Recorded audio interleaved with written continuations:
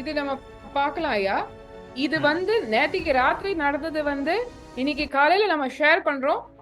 இப்போ ஜஸ்ட் ஒரு couple of ஹவர்ஸ்ல hearing நடக்க போகுது. இதுதான் அங்க நடக்கிறது.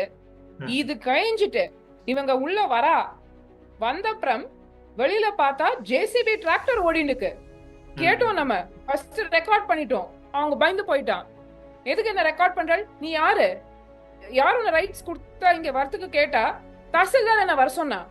தஹசில்தார் சொன்னானா இது கவர்மெண்டோட லேண்டு, அப்படியே உள்ள போயிட்டு எல்லாத்தையும் ஃபிளாக் பண்ணிட்டு அங்க ஃபென்ஸ் போட்டுடு, கவர்மெண்ட் லேண்ட்னு நம்ம டிக்ளேர் பண்ணலாம்னு சொல்லிட்டு.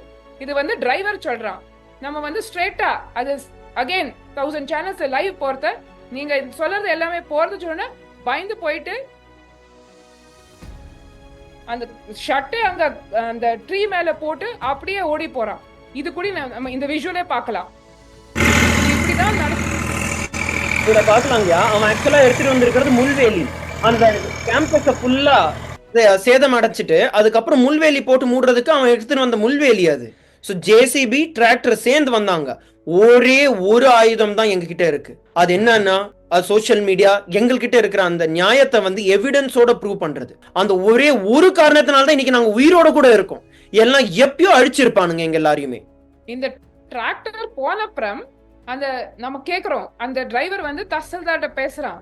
இந்த மாதிரி அவ ரெக்கார்ட் பண்றா, நான் இங்க இருக்க மாட்டேன் அப்படி சொல்லிட்டு அவன் என்ன சொல்றான். அவன் சொன்னப்புறம் நாங்க நம்ம உள்ள இருக்கோம், நம்மள வெளியில இருந்து எக்ஸாக்ட்லி நேத்திக்கு மாதிரி வெளியில இருந்து போட்டுட்டா இவன் ஓடி போயிட்டான். நீங்கவே சொன்னீங்க உங்கள்கிட்ட இருக்கக்கூடிய ஒரே ஆயுதம் மீடியா அப்படின்னு.